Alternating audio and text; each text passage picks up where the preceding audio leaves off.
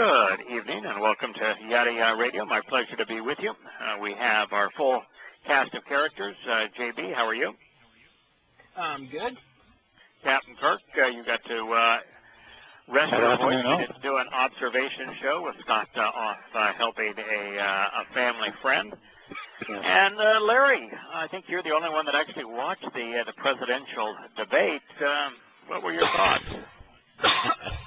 My thoughts is that they did their research and they understood that they could bait him into rolling around in the mud with the Clintons, and if you do that, you lose, because mud doesn't stick to the Clintons. And you know, when you got a guy, if you didn't watch the debate, you have to understand that this clown that they call a newsman, it was 2-on-1 is what it was.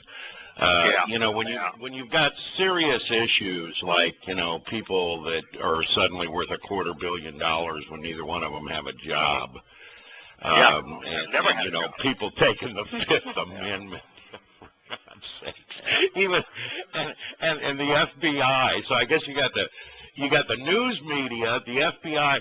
You know, it almost leads me to believe that Trump is a real candidate for the first time in many years. Now, whether the guy's a decent guy, I've only known 2 people that have ever met him, my daughter being one, and he was very kind to her, and another guy that I worked with at Gallup, he was eating a dinner at, just like Brittany was, at a place where Trump was eating dinner, and Don, that's his name, walked up to Trump and said, "Will you do me a favor when you leave?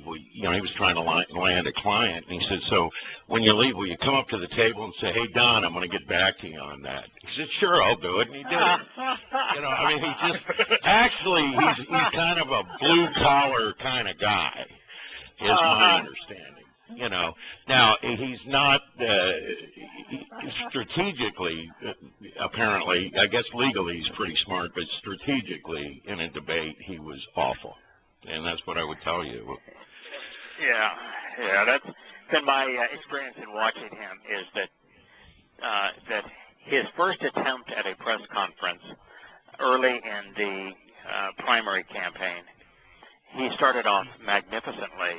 It was clear that he had considerable intellect and that he had a pretty decent grasp of the issues. But it became painfully obvious along the way that he can't control himself. Like right now, he's off lambasting a Miss Universe candidate rather than just saying, "Why would I comment?"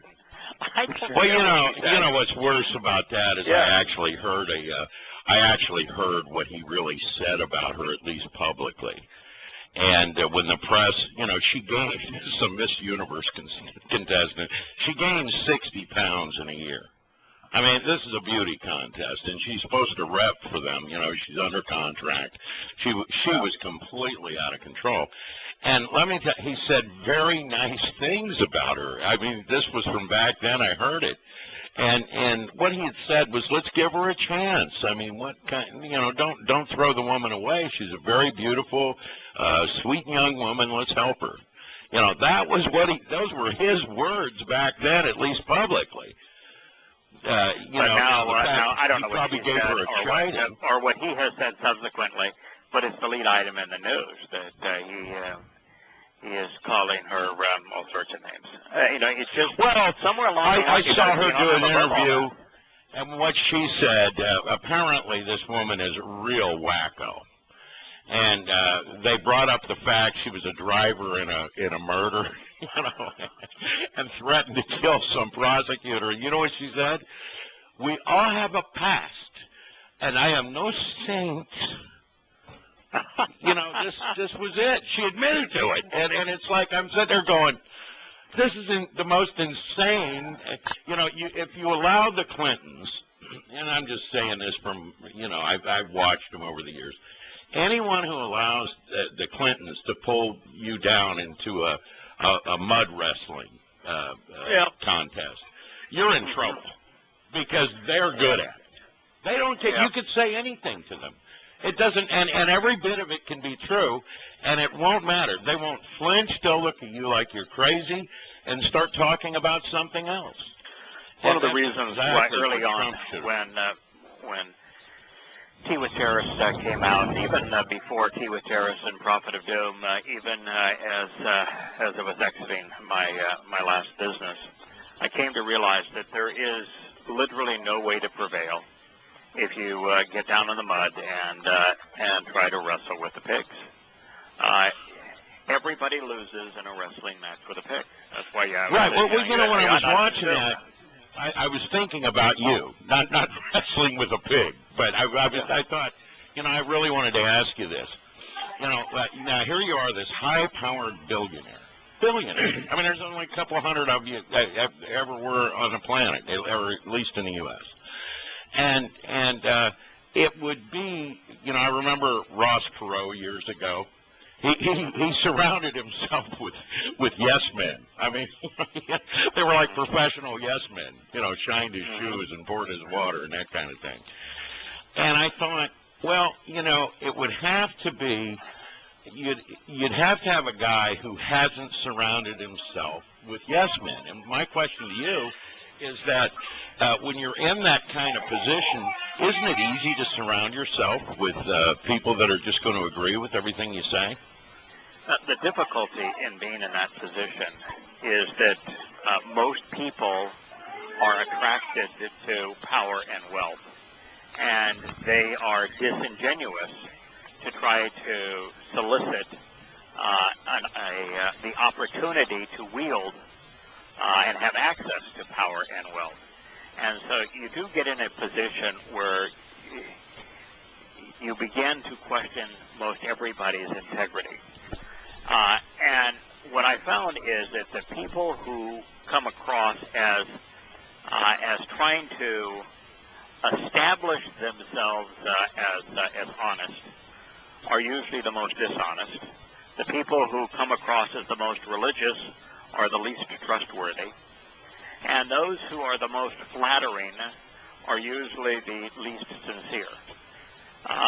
So I really preferred to be surrounded by people who would put up a good fight, who would put up who had conviction and would hold to that conviction, would argue the point, up to the point where you said, I've heard your argument, you know, you make a lot of good points, but this is the way we're going to go. So let's do it this way. And you know, if you did that respectfully, if you gave the person their due, if you complimented them on their willingness to advance their ideas, and at that point, those are usually the people that you could trust to carry out whatever the proposition was. Where the person that was yes, yes, yes all the way along, typically you turn your back on them. Spineless. They're spineless. They have no character, no conviction. So I really preferred. I've always preferred in life strong personalities. I want people that will stand their ground. I think that there's a lot of reasons that I really like Yahowah, and one of them is I think he has a preference for characters. I think he likes strong personalities. I think he likes people who will bow their back and say, you know, I don't like that. I mean, there's things in the Torah prophecy well, he says that. I don't like. Yeah. He says we're all stand up. I mean, that's the word he uses. I mean, right. So whether it's standing up, obviously, you know, Yahowah, we already know he could present himself as the all-powerful, you know, and get us to bow down and agree with everything he says and all these other things, instead of making a choice to say, yeah, that's life, I want to go with life. Yeah. But he made us for the purposes of relationship, and that's really the wine of life. I think that's one of the other reasons for wine, by the way. I really do, you know, for the Moed. A relationship catalyst. Yes, and so... it is, and so I think that that's why there's so few. That's part of the reason why there's thousands. I think he likes strong personality. I think one of the reasons that even in the family, as we get together, we exchange emails, we talk on programs like this, and occasionally a couple of us will go at it. And I think the reason is that the family is filled with the stand-up people with backbone and character who don't just go along. We've all been conditioned not to respect authority, not to trust other people, and so there's a natural tendency for us all to bow our back. And we have very strong loyalties as it relates to Yahowah. So we are. Let me ask you a question. We're prone to bow our back. Yeah. I did a little study on Adon versus Edom. Yeah. I know you did quite a big piece on it, but I ran across it while I was translating last week and found some really interesting things. And then I started thinking about why it has to be Edom, upright, instead of Adon, king, lord, master. Right. And then I started thinking, well, it's impossible for Yahweh to be king, lord, and master.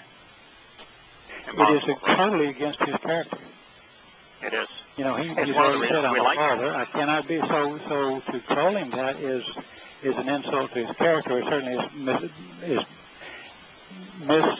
Oh, it's a total explaining his insult. character, or you know what I mean. It's just it's a corruption of his nature would be the best way to put it. So it can never be Adonai. It can never be Lord. It can never be Master. He doesn't think of himself as king. It doesn't mean you can't be the superior being. It doesn't mean you can't be the creator. And it doesn't mean that you're not the father. It's just and it doesn't mean that he's still in charge. I mean, he is the ultimate authority. He's still in charge. It is his universe. It's his home.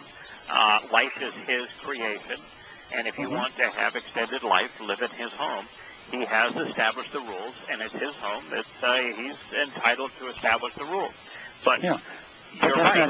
Within that overlording king, bow down to and all that we think of in those terms. Right. We are not going to approach him as king. We're not going to approach him as a lord, as a master. We're going to approach him as father. I mean, he doesn't even treat you like he's an owner because he gives you free wills on everything, and he asks, and like we found out a couple of weeks ago, he says, please. Well, he says it more than once. For me. I really want you to do that. For you and for me. Yeah, it's a very... owners don't do that. They say, get over there. Get over there, sit down, and shut up. Well, that goes, again, that's a corruption of his nature, which is perfectly in line with this world, isn't it? I mean, everything presented to us is presented in a corrupted form originally. I mean, really. Yeah. One of the most controversial assessments I think I made was that Yahweh never wants Adon to be associated with him. Now, it's easy to see how Adon is inappropriate as a replacement for Yahweh.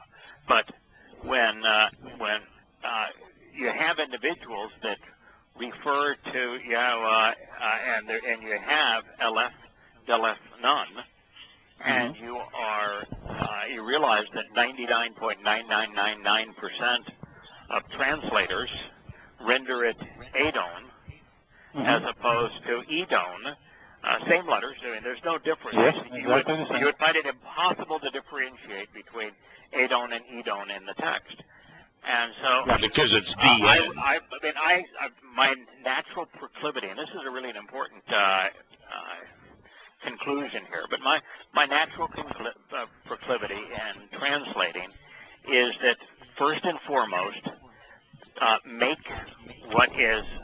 certain that what you convey is consistent with Yahweh's nature and plan. So while there is no way to differentiate between Adon and Edon in the text, if it's being applied to Yahweh, I almost always render it as Edon, because not almost, it is always. Well, no, there's a couple of. I always do it. There are a couple of places where I think it could be either way. For example, when Moshe is confronted by Yahweh and they meet for the first time, and they're Oh, you mean he calls him Lord because he doesn't know him? Sure, that could happen. There is the possibility that he referred to him as Lord. There is that possibility. Now, I didn't translate it that way. I still translated it as Edom because it's in the Torah, and when Aleph, Daleth, Nun is used in the Torah, it is the propensity is overwhelming for it to be rendered the upright pillar of the tabernacle. And since the upright one and holding us upright, standing up for us, and the wall being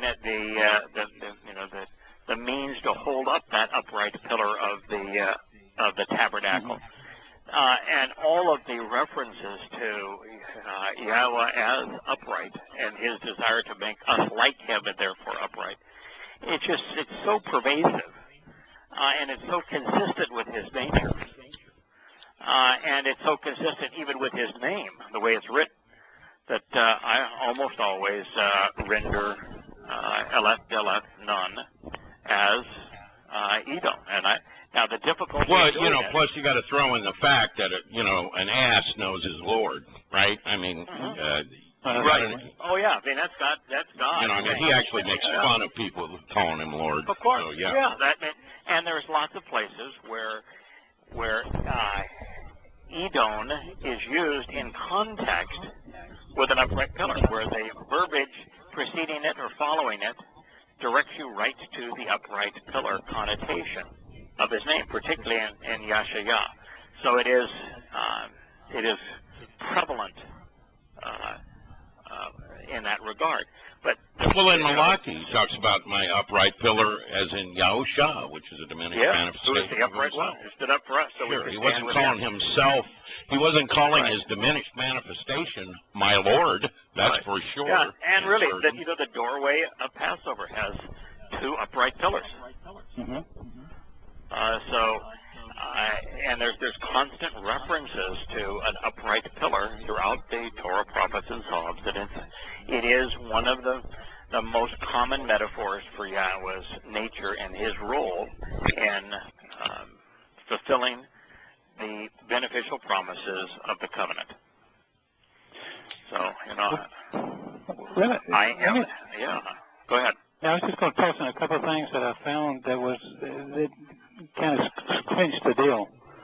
If you look up Edom, Adonai, you get Lord, Master, and Owner. We've already discussed that just now. So and obviously that's not appropriate. You know what the difference between Edom and Adonai is? Plural? I don't know. No. I'm not sure. No, the difference between Adonai is my Lord. My Lord, my Lord. The yod at the end makes it first person pronoun. So it's the Adonai is my Lord. Okay, then my Lord, my master. Did you hear that, Kirk? Yes, I got that. Did you get that? So well, I know it, but y'all have to remember, I'm older than all of you, so I have these little senior moments. Well, you're older and greater than I am. That's true. I'm older. Adon, when you start getting all the connected figures, Adon is a Kirk Akbar. Kirku Akbar. He's greater and older. Okay, my class come here on Friday evenings. Yes. Whatever. All right, go ahead. Actually, what did you learn on Edom? It was interesting. I was trying to find some place where it could contradict your section on that, where they could have gotten it another way. And then you go to Adan, and that's a place in Babylon. That's not his home. He's not associated with that. Won't even go there. No. That's he's trying to ask somebody to get out. Right. Adonai Bezek, or Bezek, is Lord of the Canaanites.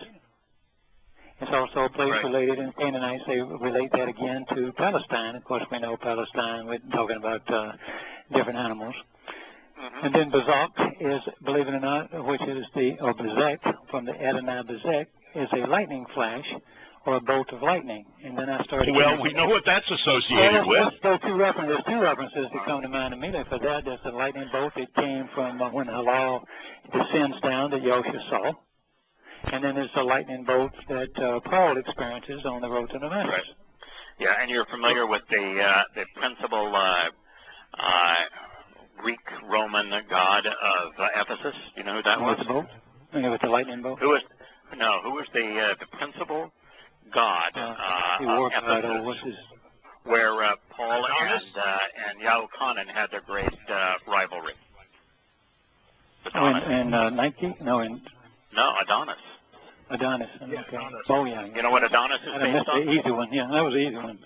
Yeah. Well, that's Adonai there. I mean, yeah, absolutely. Adonis is based on it's my Lord. It's Adon, and you know that Babylon is the Greek transliteration of the name of the place. Babel is the actual name of the place, and also the Hebrew word for it. You know that Bel was the principal god of Babylon, and you know what Bel means? Yes. Yeah, Bel is the Babylonian pronunciation or spelling, if you will, of Baal, of the Lord. Yeah. Yeah. So there are lots of strong indications. I think that my favorite happens to be the one in Hosea, where Yah was talking about his return. And the first thing he says upon his return, and this is now he returns on Yom Kippurim, and he immediately, as we're going to see here in Yashayah, he eliminates all traces of religion and politics and militarism. And in Hosea, the first thing that he says is that one of the great benefits of his return is he will never have to hear my Lord ever spoken again. Never. Yeah, and then there's another place, I think it's in Yirmiyah, but Larry, you could probably correct me, where Yahweh is talking about the most egregious crime that has ever been committed. And there's two places where God refers to a specific crime and calls it the most egregious ever committed. One of them, of course, was where, and I think it's at Ezekiel, this one, where he says that, it was unforgivable for Yisrael, Yehudim, to preach that uncircumcised men could enter my home in heaven. And that was one. But the other one is where he says, when they replaced my name with Baal, the Lord, that was the single most egregious crime ever perpetrated on humanity. And totally unforgivable. Yes. Yeah, that's in Jeremiah. On account of Baal, you mean? Yeah, on account of Baal. The greatest crime ever perpetrated against humanity, according to Yahweh, was when they replaced his name Yahweh with the Lord, with Baal. And then there's Ezekiel, where he says that it's the greatest crime really against the spiritual realm, was this notion that of saying that uncircumcised men were somehow welcome into his home when it's not the case. So God's really serious about not being referred to as the Lord, and so I just put the pieces together in all of this, and it sounds like you came to the same conclusion. Yeah, You can't find an argument. Lord. I could find an argument against it. So. Right, and if you want to be a Lord, you sure as hell have to have a word for submission. Yes. You have to have a word for obey. You have to have obey. If you want to be a Lord and you want to be perceived as the Lord and Master, then you not only have to have a word for obey, you better use it a lot. Yeah, you better be able to enforce it. Yeah, and the fact that he has no word for obey, that tells you a lot. I was watching a little bit of a program last night. It was on the, I don't know if it's the History Channel or some other program, but it was the greatest accomplishments, the greatest finds in ancient Egypt. I don't know who's got the dog in the background there, but it's really pretty loud. They were talking about Ramses, and of course they wanted to convey the fact that Ramses' wife is the one that plucked Moshe out of the Nile, when that absolutely was not the case. Ramses was not the pharaoh of the Exodus. But the interesting thing is that those that have studied the hieroglyphics, particularly about Ramses, came to the conclusion that he only had two duties. He was his job was to be the chief warrior, so that through the military he would be able to protect Egypt. And of course, the Egyptians didn't try to protect themselves from invaders. They were conquest-oriented, so they went out and attacked other people.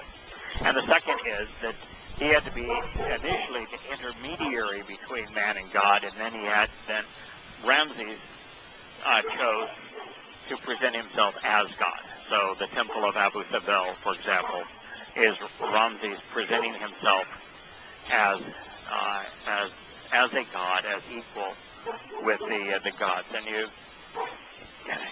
just I got a question for you here. Was this particular show advancing what a great culture Egypt was? I'm going to guess it was. Yeah. Oh, absolutely. Okay. Yeah, absolutely.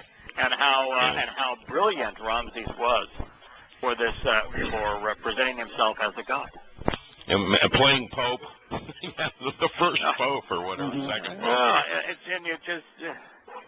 Those were lords and masters. They demanded obedience, and then they moved on with this, and they talked about how the priests, and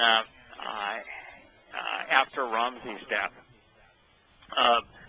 participated in robbing all of the tombs of the pharaohs. Now, the pharaohs in the afterlife are supposed to be protectors of Egypt. Well, they participated in robbing the tombs, but they took the pharaohs' mummies, and after stripping all of the wealth and gold from them, piled them up in this one cave, and they said, boy, that was such a wonderful gift that they gave us, because now we can study and figure out how they lived, as opposed to condemning them for establishing a religion for their own personal wealth.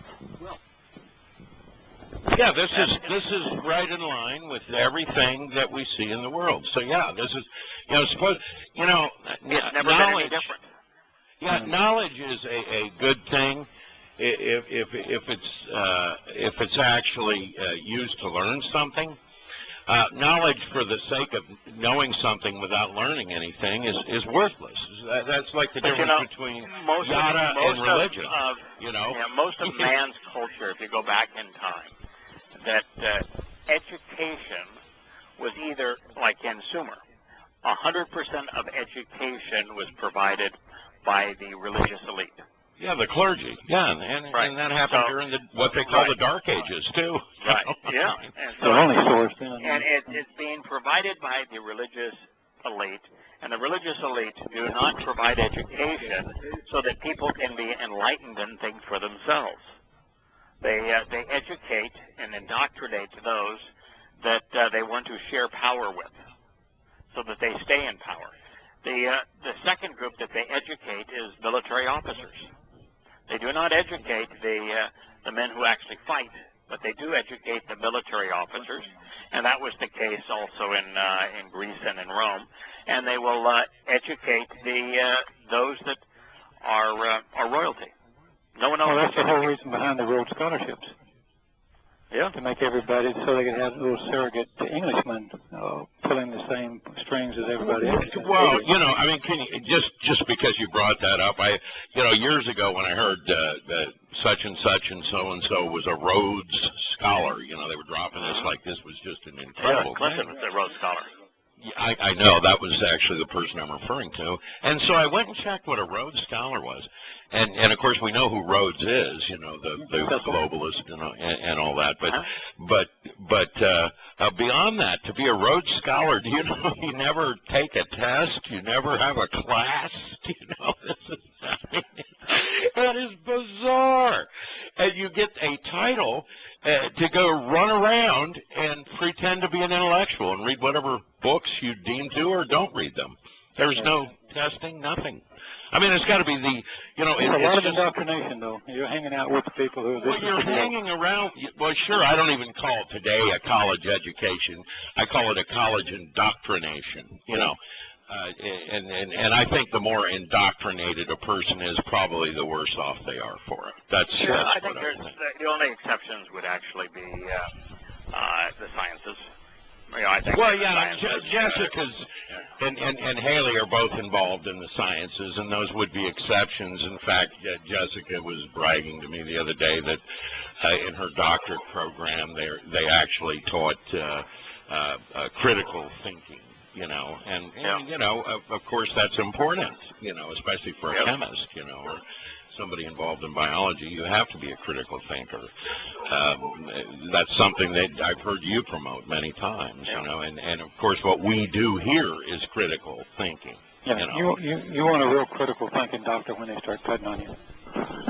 Yeah, please. Yeah, but I'm going to tell you, most doctors are not critical thinkers. Have never taken thinkers.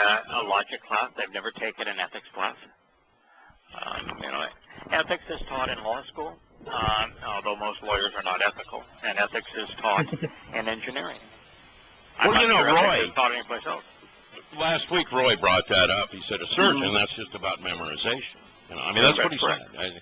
And you know, listening to him and he was a GP. He's a very amazing man, you know, on so many levels as far as I'm concerned.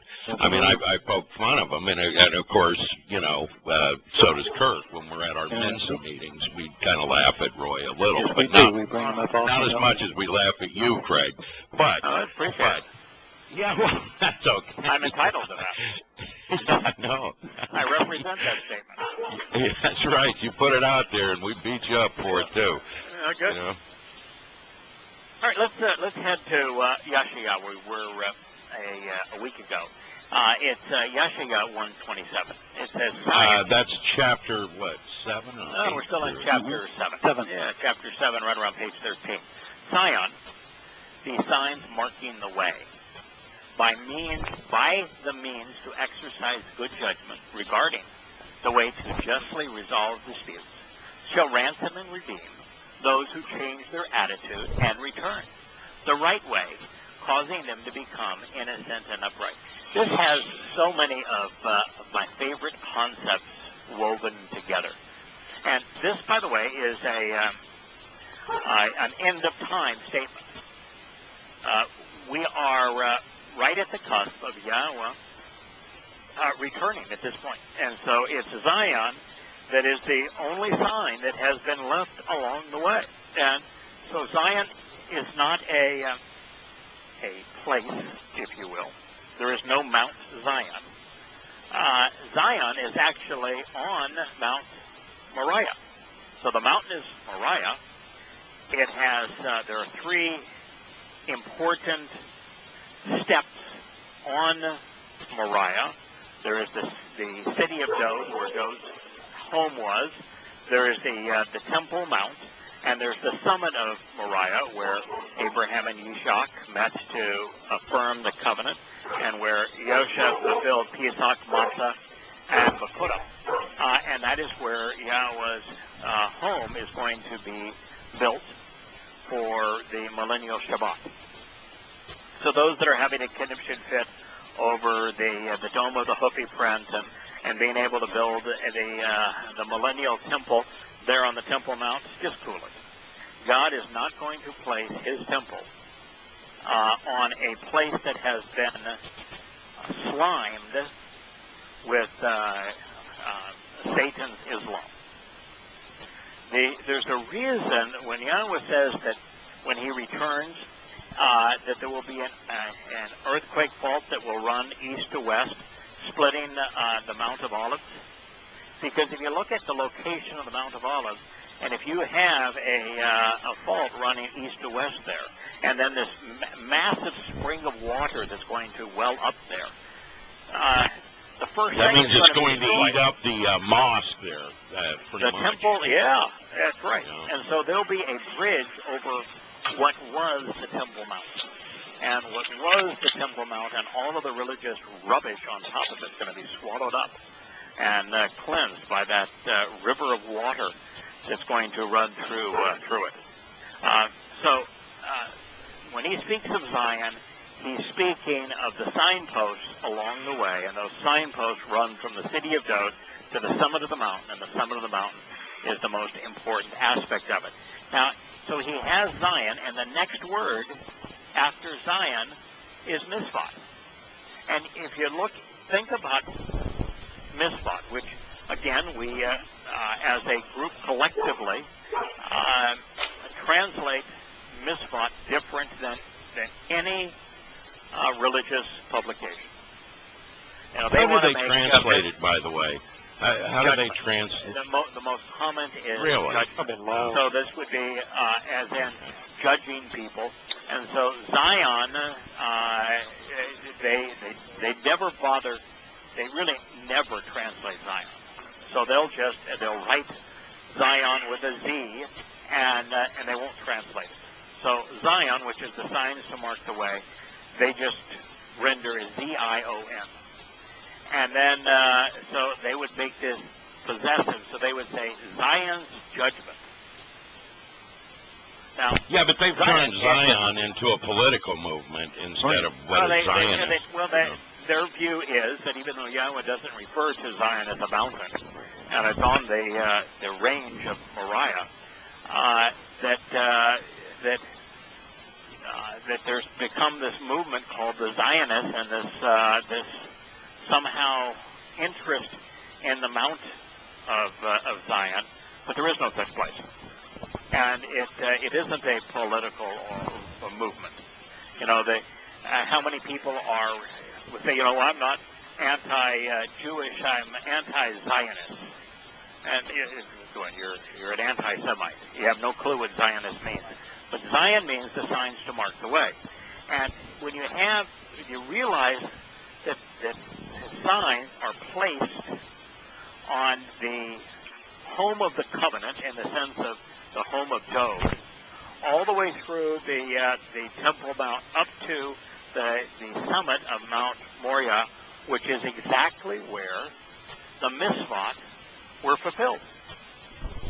The mitzvot that provide the means to justly resolve disputes were all performed on Zion at the summit of the mountain.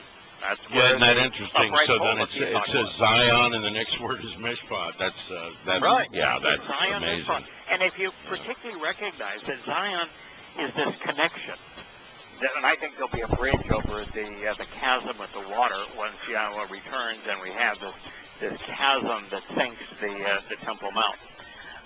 Because I think that there'll be a bridge that connects Dode's home, the home of the covenant, with Yahweh's home up on the summit of the mountain, and that when you realize that at the summit of the mountain is where the covenant was confirmed between Yahweh and Abraham, and he made promises in that covenant that were all fulfilled by the first four Mikre, and all four were fulfilled right there at the summit of Moriah. So, and that's why you also think that the Mishpat it doesn't refer to all seven of the Moed. Mikre. You're saying I don't think so. It's just the first four, and I thought about that, and I think, yeah, you're right, because that's where it's all done. I don't want to discount the last three, and obviously Zion is essential for the fulfillment of Kippurim, because at Kippurim it's Zion. I mean, it's returning to the Mount of Olives, but there's going to be this giant chasm and living waters that's going to well up.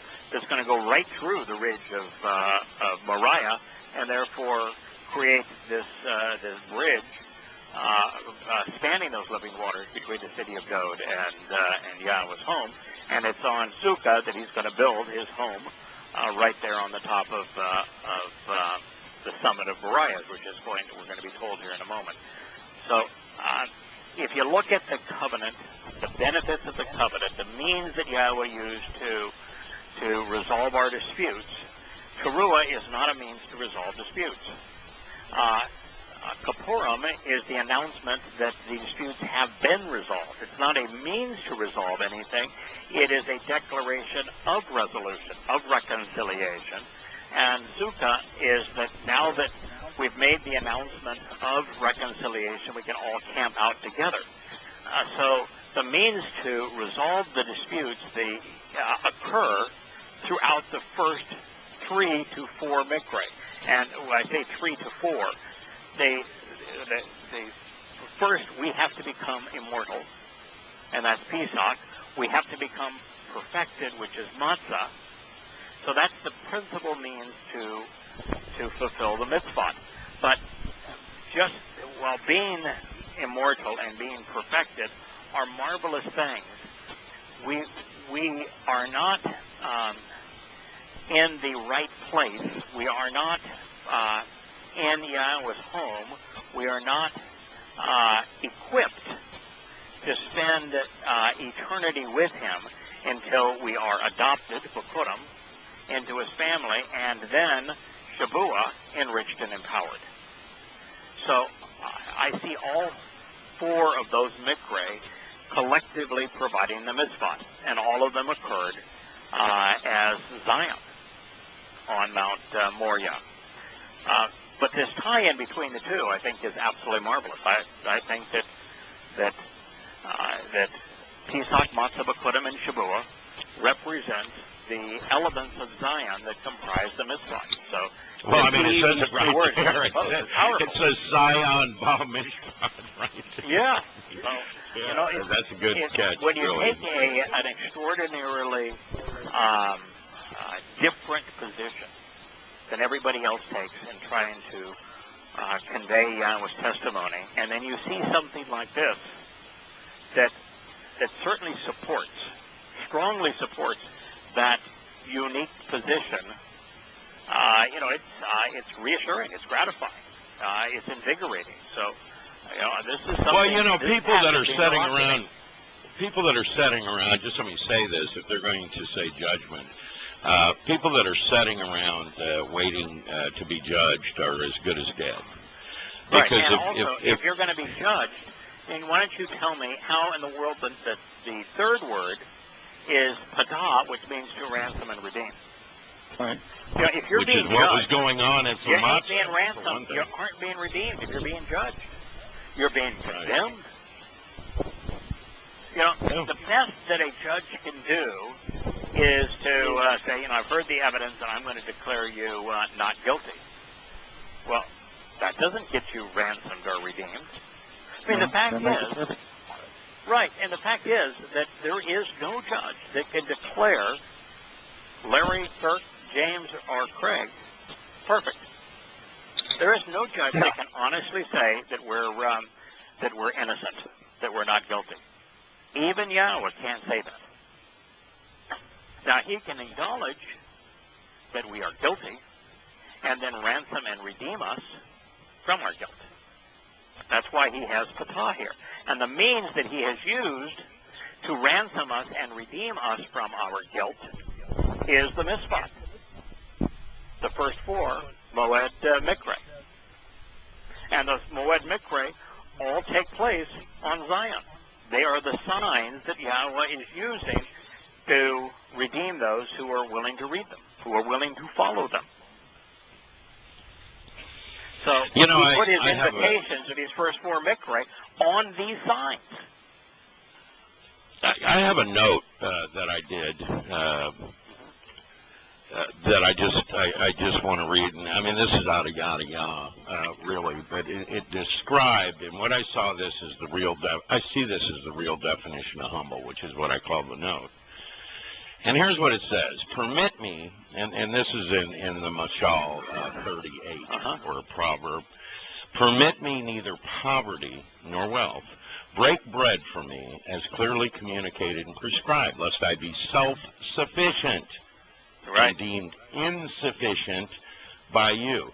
This is the religious path he's talking about. I mean, I would tell you, just personally, I was once a billionaire. I'm not anymore, not by a million miles. I will tell you that you very seldom find a person who's willing to be reliant, who is fabulously wealthy. And I think that if you look through history, Yahowah never reached out to and partnered with a wealthy individual. Now, there are some individuals who he partnered with who became fabulously wealthy. I mean, Dode at one time may well have been the wealthiest person in the world. Clearly and Solomon was extraordinarily wealthy. In fact, Yahowah said, because you did not ask for wealth, I'm going to see to it that you have plenty of wealth. And so, and Abraham wasn't poor. I mean, Abraham accumulated tremendous wealth. So Yahowah has no issue against wealth. But what he does not like is self-reliance. Now, he wants us to be accountable, to be stand-up people, but he doesn't want us to think that, well, we can save ourselves, that we that's the point of that whole mashal, is that break bread for me in the prescribed manner. Right. I mean, right. And that's why if it's it were so up important to understand. That's why I want everybody to understand this connection between misfat and patah, these two words that come next to each other. We are not innocent. We can't be perfect. We can't be declared not guilty unless it is Yahowah having ransomed and redeemed us through the misfat. But the misfat is his means of ransoming and redeeming us, and it's really important to understand that, and the only way that you get that benefit is to rely on him to provide it. And if you are powerful in the military, powerful politically, powerful religiously, powerful monetarily, the proclivity is to be self-reliant. So these things are all related. Now, this next line, the next word, is shub. And shub is the means to avail ourselves of those first three things. Shub means to reverse course, to adjust your approach, to change your attitude, to return. Unless we are willing to go the opposite direction of society, our attitude be the antithesis of those who have a political sign in their front lawn, the antithesis of those who salute the flag, the antithesis of those who think that the military is providing their freedom and therefore should be honored, the antithesis of those who go to a church or a synagogue or a mosque, unless the antithesis of those who have been conditioned by political correctness to fit in to a multicultural society. Unless we go the opposite direction of society, we cannot be ransomed and redeemed by way of the misfat, because we will be reliant on one of those human institutions as opposed to Yahowah. No human institution can ransom us or redeem us. No human institution has the ability to resolve the disputes between us and our Maker. And so we have to be willing to go in an opposite direction. I heard a town meeting that took place. The Abominator went out at a town meeting this week. And at the town meeting, his principal goal was to denounce the Republican-led override of his veto of the 9/11 bill, whereby individual citizens now can sue Saudi Arabia for the calamity of 9/11, recognizing that 80% of the jihadists that participated in 9/11 were Saudis. So in the midst of that debate, somebody said, why don't you ever use the term Islamic terrorism? And so I watched that. The Abominator said, because it's inappropriate. I wouldn't say that just because a Christian claims that he's killing in the name of Christ, that they should be called a Christian terrorist. And so I don't want to demean the billions of Muslims who are not, who are good people, he said, and I don't want to give credence to ISIL and the likes of al-Qaeda, who have clearly twisted and corrupted their religion. And yet the person who asked the question was not well enough to inform to say, "Excuse me, Mr. President, there are a handful of people, a minuscule number of people, amongst the 7 billion people walking this planet today, who claim that they have the authority of Christ to kill. A handful, minuscule number, over the last hundreds of years, have claimed that they are killing in the name of Christ. Hundreds of thousands claim to be killing in the name of Allah. You know, it is, Mr. President, inappropriate to speak as you just did, because this Christ that you address, let's just use that title for a moment, never killed anyone, never robbed anyone, never terrorized anyone, was opposed to terror. And the Muhammad that you speak of was a ruthless terrorist, leading 75 terrorist raids in the last 10 years of his life. Your example, Mr. President, is ludicrous. We don't seem to have anybody that can pose a question and then follow it up when the politician provides an ignorant response. And this man had his own agenda. This man wanted to convey multiculturalism. He wanted to convey his view of the world. He was unwilling to change his attitude. He will never find God. He was unwilling to change his approach. Even if he had been confronted with the facts, he would have never considered altering his attitude to conform to the evidence. And until we're willing to do that, we can't avail ourselves of Yahweh's misfot and their benefits, which is patah, to ransom and redeem us. Well, I don't think anything that Obama has ever said has been honest. I mean, never. Anything. Never. And the audience was just as stupid. But here's one for you. No one can hold him accountable.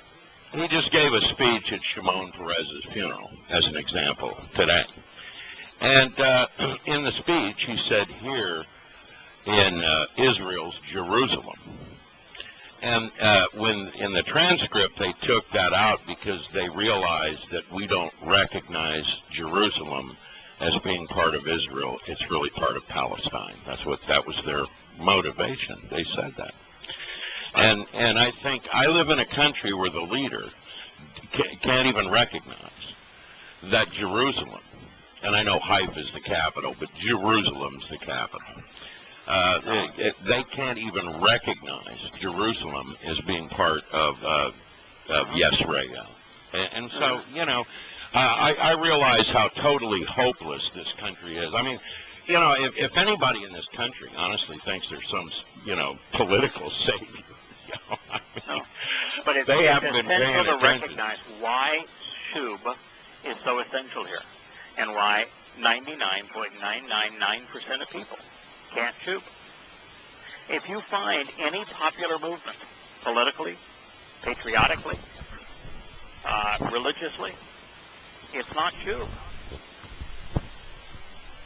Shub is going the opposite direction. It's turning around.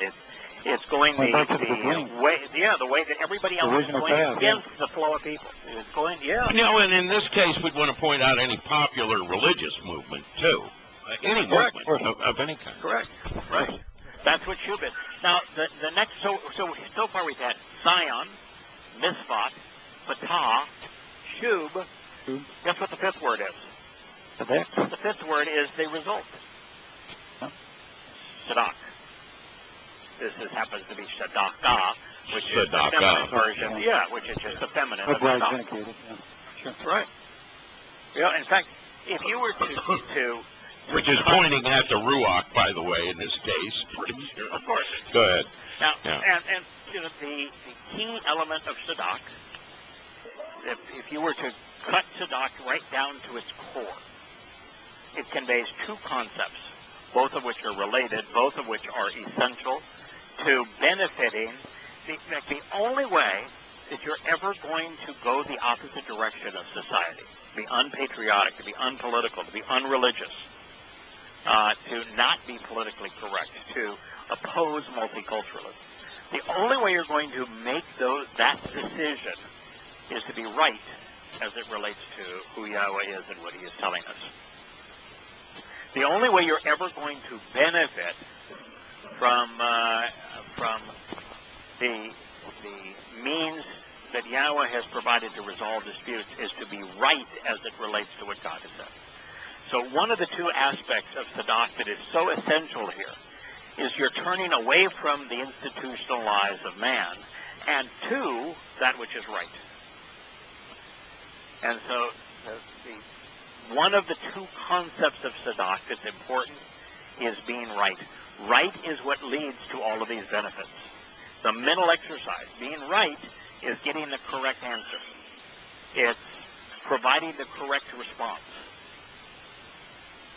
Now, if I ask you, what is God's name? And you say, Lord, God, Jesus, wrong answer.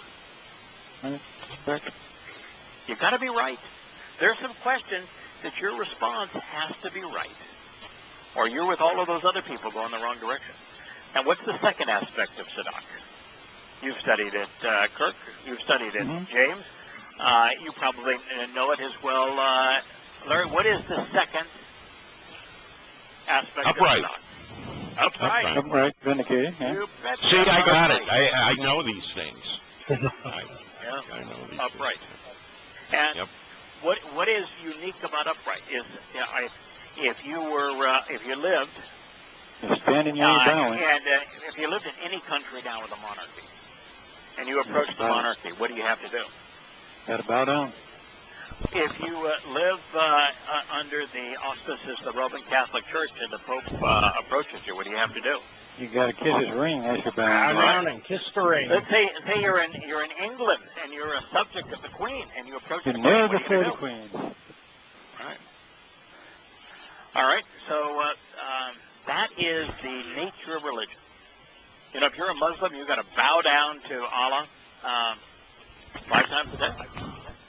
Well, you know, if you're a Christian, you do too. And not 5 times a day. Apparently, it's all the time, 100% of the time. Right. They have, all manner of kneeling apparati in Roman Catholic churches and Episcopal churches and many other churches.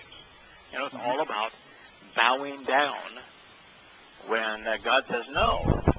What I'm trying to convey is being upright. And, you know, that's the nature of things. Like, I have a little granddaughter, and when she was able to stand up and walk, it just changed everything in terms of our relationship. I mean, it's so much better now that she's on her feet, and, you know, I can lean over and grab her little hand and help her walk. But being upright is this huge transition in a relationship. And Yahweh doesn't want us to bow down to him. He wants us to stand with him, to be upright with him, to go for a walk with him, to be eye to eye. What kind of Adon is that? Yeah, that's right. But that is absolutely Edom, isn't it? Yeah. Yeah, Tzedak is Edom. Tzedak is the antithesis of Edom. So you have here the juxtaposition of 5 extraordinarily important words. Zion, Mishpat, Betah, Shub, Tzedak. Now, this next statement is talking about those who have not turned in the opposite direction, those who are wrong and not right, those who have not availed themselves of the mishpat and therefore who are not redeemed. So the downfall and destruction, the sheber, the fracturing, crushing, breaking, crippling, tearing down, shattering, and afflicting of the revolting rebels who have defiantly transgressed the agreement, pasha, the defiant criminals who are angry and indignant in their revolt, along with the errant, blameworthy, and sinful, the chata, those who are grievously wrong, which is the antithesis of tzedak. So the first group, the pasha, are the defiant. Those are the ones who are unwilling to be redeemed. Those are they're unwilling to take advantage of Yahweh's. They defy Yahweh's mitzvah. And the second group describes those are just wrong. The antithesis of tzedak, the chata, will occur all together at the same time with those who have abandoned and rejected Yahweh. For they will perish, be destroyed and vanish from sight, utterly being incarcerated. Kala. This is Yahweh's return on Yom Kippur. If you're not right, if you have not read and benefited from Zion and the Mitzvah, if you're not going the opposite direction of the great masses, then Yahweh is saying that you are pasha, a revolting rebel, that you are errant and blameworthy and sinful, and that you, at the same time as those who've rejected and abandoned Yahweh, you all are going to perish. You're going to be incinerated. You're going to vanish from sight. How many religious people were there in Eden? None. None. How many political people were there in Eden? None. Once again. How many military officers were there in Eden? How many patriots were there in Eden? Good point. None. None. Yahweh's going to return the earth to the condition of Eden. And therefore, there will be no political, religious, patriotic, militaristic people left on the planet 15 seconds after he returns. Sounds good. All going to be incinerated. Sounds good to me. And he's going to view the religious as rebellious. He's going to look at those who haven't availed of Zion and the Mitzvot as errant and blameworthy. And altogether, along with those who have rejected and abandoned Yahweh, they will perish.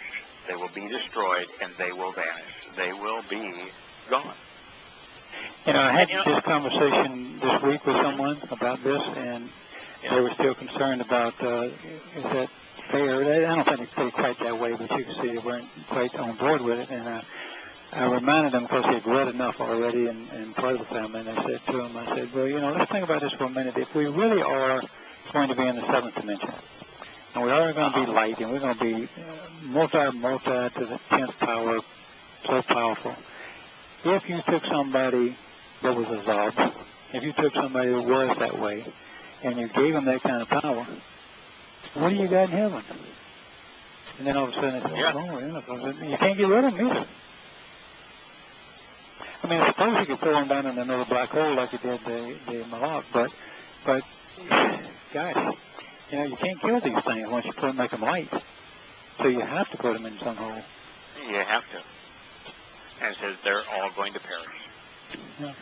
Now, the three words that were used here, just like there were 5 extraordinarily powerful, upright, beneficial, redeeming, correct words that were used in the previous statement. Well, there are 3 here that you don't ever want to apply to you. Pasha, Chata, and Azam.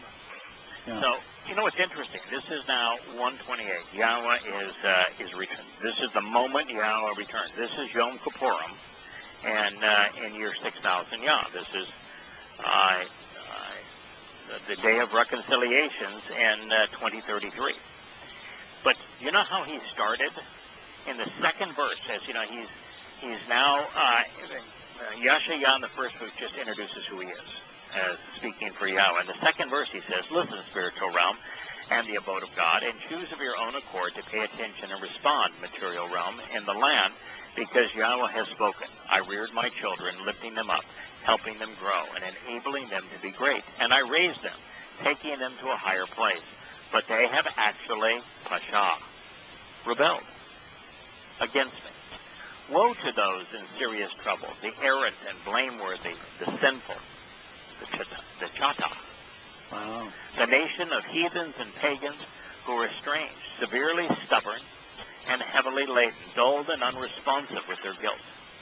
They are the offspring of harmful and evil children who corrupt and destroy. They have rejected and abandoned Azab, Yahowah. They have come to despise and revile the set-apart one of Yisrael. They become strangers, alienating themselves, and have gone backwards in the wrong direction.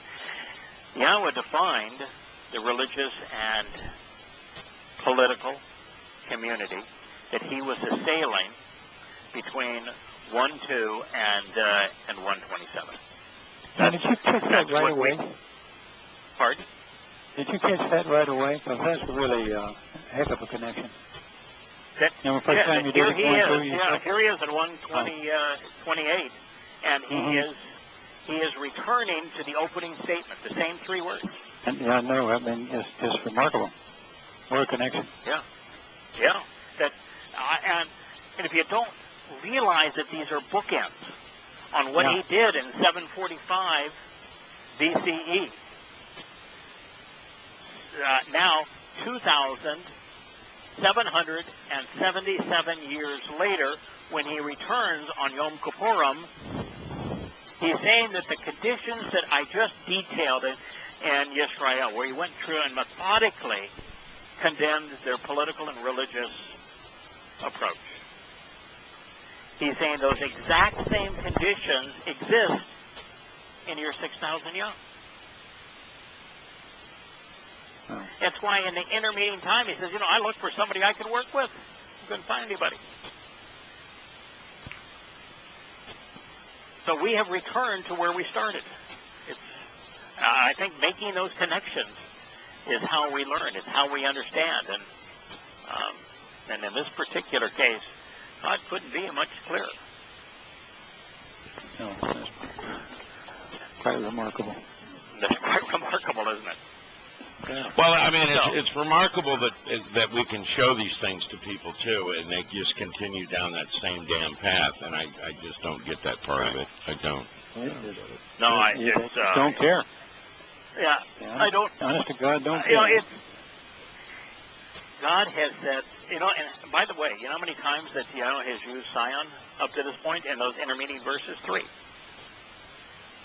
And so he's telling us that he left the Zion, the signposts, along the way. He's told us that those signposts declare the nature of the mitzvot. He's told us that if we read those and we turn the opposite direction from human institutions, that he will restore and redeem us. And that as a result, we will become upright by being right. And in the midst of all that, he says the vast preponderance of people are going to be annihilated because they have been in rebellion. They're opposed to me. They have separated themselves from me. And he says, they aren't going to exist. We have returned now. This is not just returning to the opening statement of Yahshua. We're returning to the opening statement of Barashit. We're back in Eden without anybody that's in rebellion against God. Now, while Yahshua reintroduces himself at this point in Yahshua 2:1, which is why somebody decided that they would call this a new chapter, he's not changed one iota in terms of the timing. It's just, this is like Yahshua saying, all right, we're at the exact same moment of time, but I want to reemphasize the fact that this is not, I'm not acting as a prophet here. I'm simply conveying what God had to say. What he has to say is mind-numbing. This is the word that relationally and beneficially, Asher, Yahshua, son of Amos, the trustworthy and steadfast, the confirming, upholding, and supportive, observed in the prophetic vision, the Shazah, concerning Yahudah and What is the capital of Yehuda? That would be Jerusalem, baby. It would be, wouldn't it? And is that must if it's the capital of Palestine, that must mean it's akin to Gaza. Wasn't Gaza one of the cities of the Philistines? It was the major. Sure was. Did the Philistines ever have a community, a fortress, a city, a stake in Jerusalem? Not that I'm aware of. No. They didn't leave much of anything behind. No. So, first of all, there is no such thing as a Philistine. They're all dead. Well, they had. That was another Roman trick there, with, to embarrass the Yehudim at that time. What they wanted to do was just name their country after a vanquished enemy. Right. What's so astonishing here, though, and this is the thing that just shows how stupid, particularly intellectuals, are, because if Kirk, you've been spending a lot of time in the lexicons.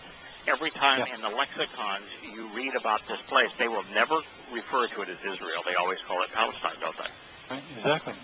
Now, the name Palestine, let's just say that then I would ask you this question. Where did they get the name Palestine? From Philistinia. Right.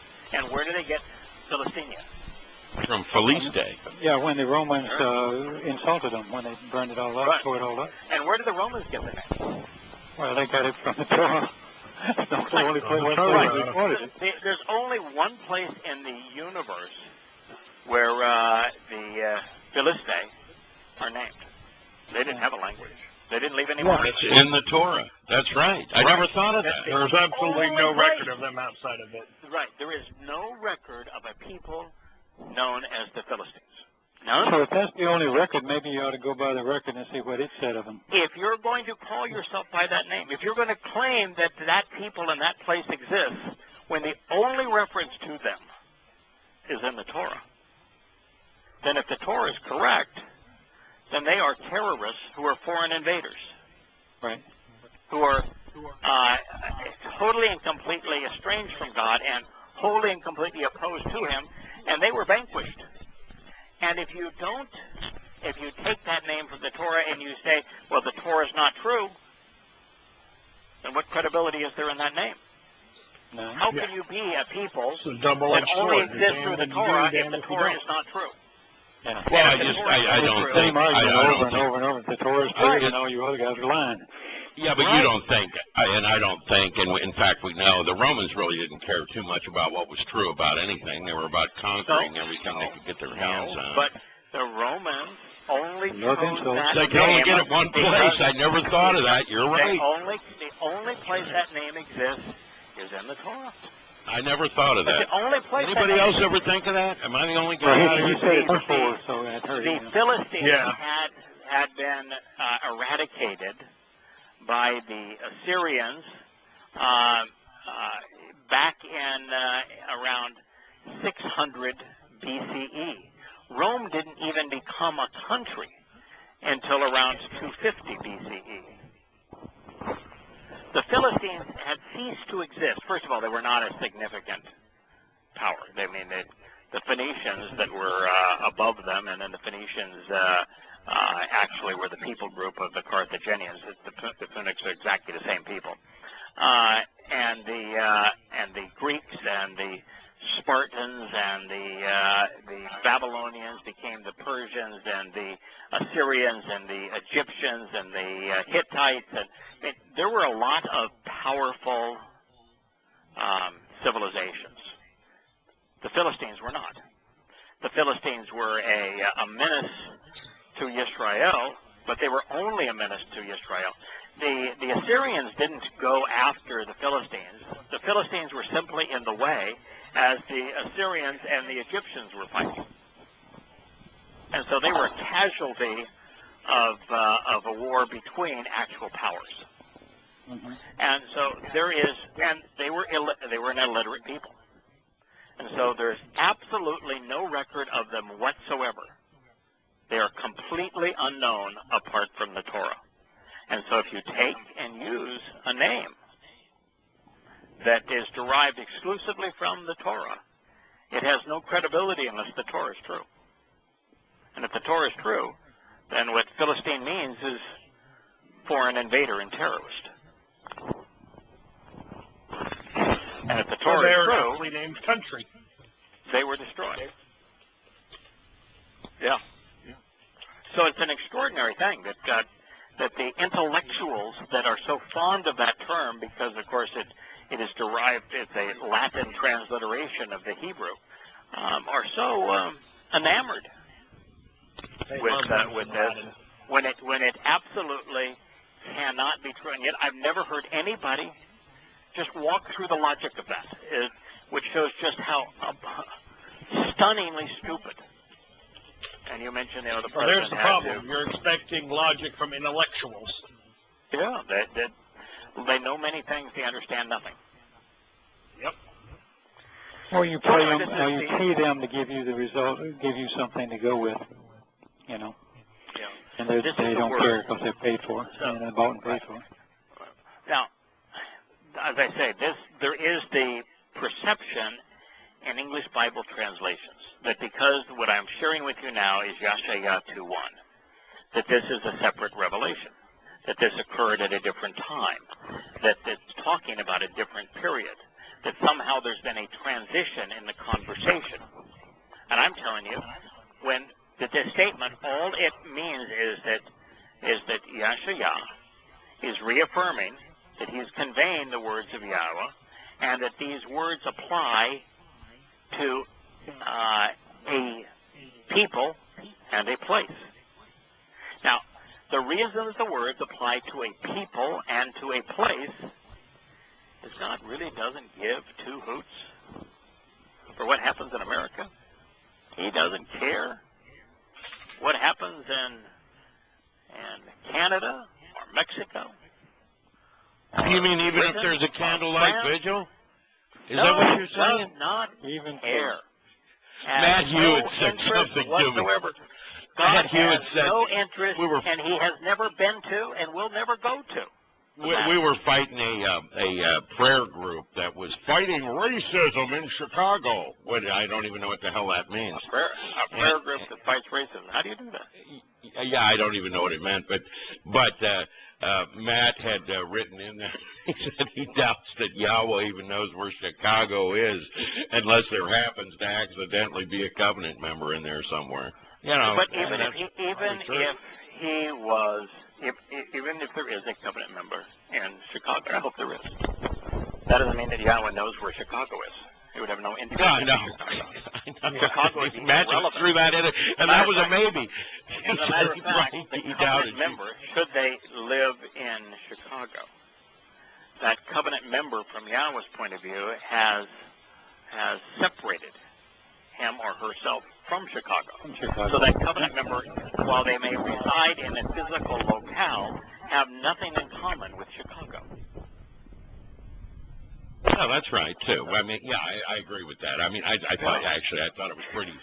I thought the way he put that was very beautiful. That he doubted, and I had never really thought of that up to that point. I mean, in thinking about the largest religion in the world today is Roman Catholicism. There are 1.2 billion Roman Catholics today. What is the center of Roman Catholicism? Rome, of course. Vatican. We're in Rome, right? Vatican and Rome. And the second largest religion today would be Sunni Islam. There are about 1 billion Sunni Muslims. Mecca. Mecca. Okay. So, where is Yahweh saying that his prophetic vision for the last days is focused on the Vatican and Rome? It's not focused on the Vatican or Mecca. Those are just. Can you tell me, how can there be a New Testament? How can there be a Quran? It's still focused on Yehuda, Jerusalem. If so many of the evangelicals in America claim that all of God's promises to Israel have actually been passed in the United States, and the United States is this glowing representative. Yeah, I've heard this insane proposition. They Even as a Christian, I thought it was insane. Yeah, and they make this claim. Did God mention New York or Washington, D.C.? Well, he mentioned Babylon, in the last days, which I think he's talking clearly about the U.S. personally. Oh, but Babylon, when he told about Babylon being destroyed, there will be one brick. There will be one brick left on top of another. Babylon, therefore, does not represent the country. It represents the religion and politics and corruption that grew out of there. It represents the allegiance to the Lord Baal and satanic influence in our world. But it is essential that people recognize that Yahweh remains focused on Yahudah, and especially on the heart of Yahudah, which is Jerusalem. Where is Zion? Jerusalem. Where is Jerusalem? And Yahudah. Mm-hmm. These things are juxtaposed for a reason. The Debar is being associated here with Yahudah and Jerusalem. But what is the only word that separates here, Debar, this is the word, and Yashayah, which means salvation is from Yah, there's only one word that separates those two words. You know what that word is? Asher. Asher is the visible steps that lead to the relationship. It's the correct way to walk to benefit from the relationship. So this is the word that leads the way to the benefits of the relationship, Yashayah, because salvation is from Yahweh, the son of, the representative of the trustworthy and steadfast, the one who is supportive and nourishing, the one who establishes. That would be Yahweh. And this is what was observed in the prophetic vision concerning, where's the word? Yahudah. Where's the word manifest? Jerusalem. All tied together, again, for our edification.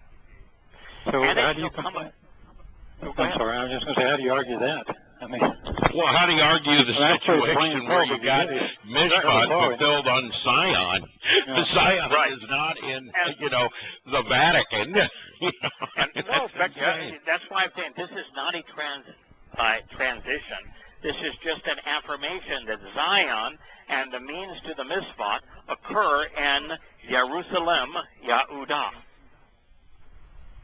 That's why these things are juxtaposed to one another. So now I said that this was the end days. It was the context based upon what was happening, because it's not happened before, and we've been able to deduce this is what God's going to do when He returns to Jerusalem. But just in case you weren't following along in the program, He says it shall come to pass in the last days. Akar is last, end of days. It's Akareth Yomim. At the conclusion of the last period of time, from Akar, afterwards, following something in conjunction with it. Established, firmly fixed, completed and endured. By the way, Yahusha and Yashayah, the same name. Salvation is from Yah. Yahweh saves. Yahweh is Okay, here in 777 years, exactly, from the time this revelation was given to Yashayah to the time that Yahusha, so it was given to Yashayah in 777 years before Yeshua fulfilled it. Yahusha fulfilled it. Now, do you think that when the disciples asked Yahusha, the day before he would begin the first of the 3 days to fulfill the mishpat, and he was the one that same name, and he's the one that that provided these insights to Yahweh. Do you think there's any chance that he didn't know the day when it says, "It shall come to pass in the last days," established, firmly fixed, completed, and enduring? No. Impossible. Impossible. And now, what is going to happen? What's going to come about? What's Wahaya in the last days? What is absolutely established? What's firmly and fixed, completed, and enduring that you don't have to worry about? The house, the home, and the family of Yahweh shall exist in proximity upon, if you will, the summit of the first and foremost mountain, of the mountain, lifted up, supported, and sustained as part of these elevated places. Wow. So, Yahweh is telling you where the home of Yahweh is going to, Yahshua is telling you where the home of Yahweh is going to be. Where is it going to be? Is it going to be on the Temple Mount, which is considerably below the summit? Or is it going to be on the summit? On the summit. And has he already just told you that that Zion is part of this range of the first and foremost mountain? Right. Is there any mountain that Yahweh has mentioned that he's going to establish as his home other than Moriah? Did he take Dode to Moriah? Did he say, "This is where I want you to build my home"? Well, on the And now what he's saying is, he says, I didn't say, when you read the book of Shemuel and Chronicles, it is absolutely clear where where Yahweh's home, and it's never a temple, it's always a home, was to be built by Solomon and Dode, and that was on the threshing floor. The threshing floor. That's not Moriah. That's the threshing floor is not the summit of Moriah. Not the summit of Moriah. The summit of Moriah is unscathed. You can look at Google Earth. Google Earth. Go ahead. The summit of Moriah is still unscathed. You can look at pictures of Golgotha, and above it, there's nothing up there. So here is the place that has the best view. It's the single best location to build in the most contested place on earth. And there's nothing on it. There's never been anything. That's astounding, isn't it? That's really astounding. It was just astounding. Yeah, when I found that it was 777 spaces from the most set apart part of the temple of that Dode and Solomon constructed to the upright pole for Passover, you just go, okay. And that it is exactly 777 strides in elevation above the sea, the summit of Mount Moriah there. But God is That's amazing. When you say strides, how are they measuring that? Is that like a meter or something? When I did the math, what I found was that everything was either 700 yards or 777 yards. You know what a yard is? So it's like a meter. You know how a yard was determined? A step? Yeah, the step. Stride.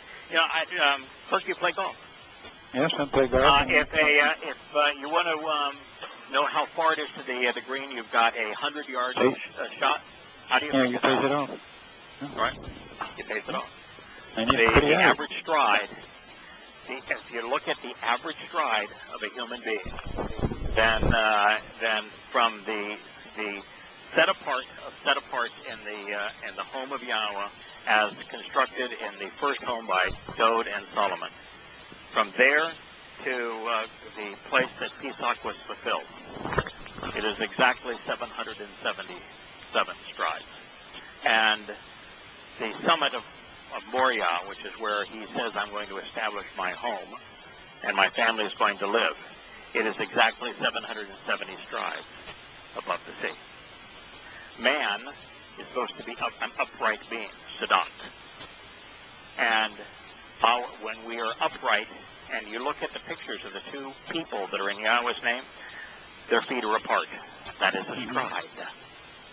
All of this is exactly measurements of 777 strides, just as it was exactly 777 years from the time Yahshua received this insight from Yahweh to the point that it was fulfilled, and the mitzvah was fulfilled by Yosha on this very place. When God, Roy's a pretty smart mathematician. He ain't got nothing on Yahweh. Everything Yahweh says ties together. It's all reinforced. But for anybody who has ever wondered, boy, what don't we have to lay the foundations, and we need to buy the implements for the millennial temple, and that Yosha cannot return until the millennial temple is built. Bull. Oh, really? Man's not building it, and it ain't going on the Temple Mount. No, I agree with that. And I always wondered where they get that at. I mean, Yeah, and the other thing that I Yahweh's really like about this is the thing that I really like about that, is that I have been to Jerusalem. I hated it there. I really did. I hated it. I will go back when Yahweh returns.